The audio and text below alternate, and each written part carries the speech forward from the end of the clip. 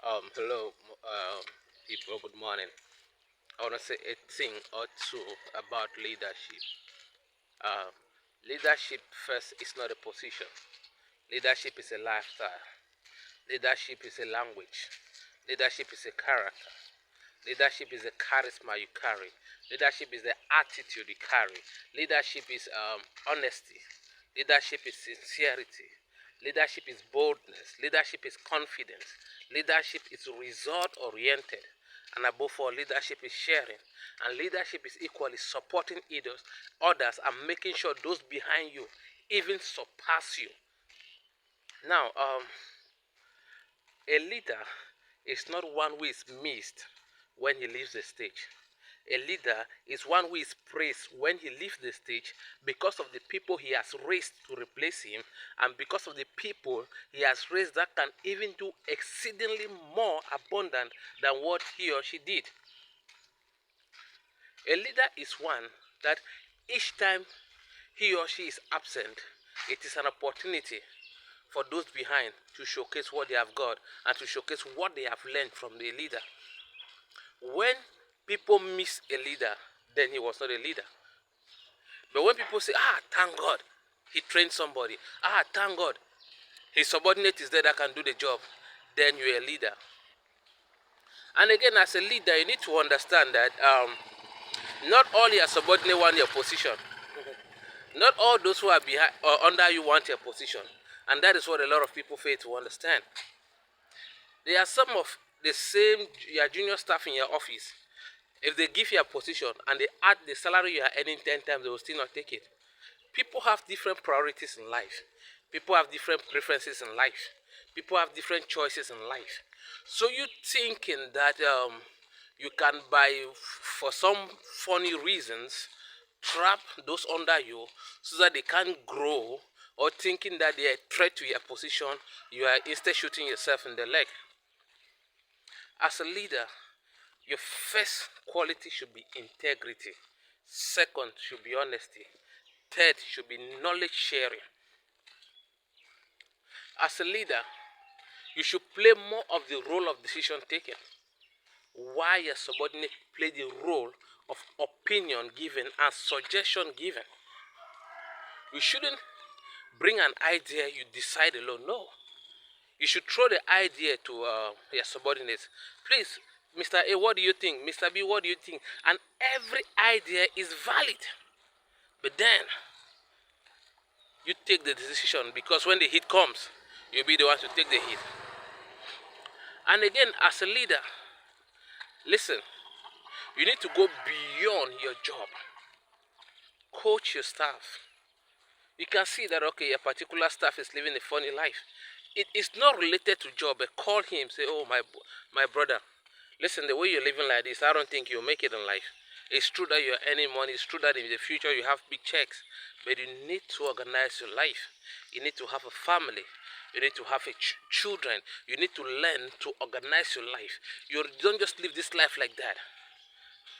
It's not all about struggling to squeeze your stuff to get the best out of them. And tomorrow, they say, oh, this person was misleading us. You need to understand that people did not leave their house just to come and fulfill the employer's dream. They leave their house to come and fulfill their dream through their employer.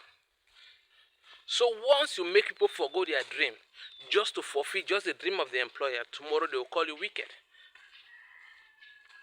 You need to understand what each of your subordinates want, and you try as much as possible to satisfy them, to steer them towards the direction of their vision and their goals.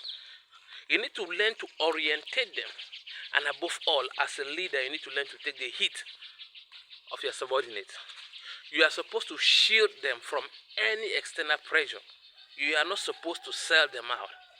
And let me tell you this, very tricky and very truthful. Your employer will never give you what your subordinates will give you. Take it or leave it. Your employers will never ever give you what your subordinates will give you. After 60, you're gone. Whatsoever deal you have with your employer is done. But those subordinates that you were honest with, that you trained very well, they will never forget you. That is the time you start remembering that you have contacts. That's the time that you call your subordinate, hey my boy, please, this is my son, man. Make things happen for him. And they say, no, God will go run them for you. Why? Because the way you treated them. But if you were a greedy boss, a boss that wanted all for yourself, after 60 days, employer say go home, I bet you there will be nobody you can call. Never. And that's how your children will suffer. But if you were an honest boss, a boss that was sincere, and a boss who have raised giants, you will never stress in life. And believe you me, you know that your subordinates will not end only in that company. They will spread all over the world. And that is how they will spread the good news you did to them, to their children, to their friends. And before you know it, you begin to receive favor all round. So be careful as a leader how you treat your subordinates. And another thing I want to say is, do you remember the day you went for that your job interview? Do you remember the doubts in your mind if you'll be taken or not? Do you remember how you pray for you to have the job? Because you have made a leader now, it's like you own everything and you no longer listen to anybody and you think you can do and undo, forgetting to know that before you came that company existed, and after you that company will still exist. Forgetting to know that you are just bearing somebody's name, and after 60 the person will tell you, man, I'm taking my name off. So as a leader, be extremely careful. Be extremely careful. And the last but not the least is that as a leader, equally learn to grow. Because they have given you a leadership role, does not mean it should end there. You should learn to be innovative.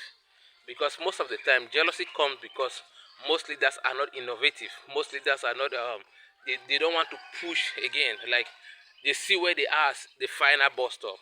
So once they start seeing other people growing, they see them as a threat to them.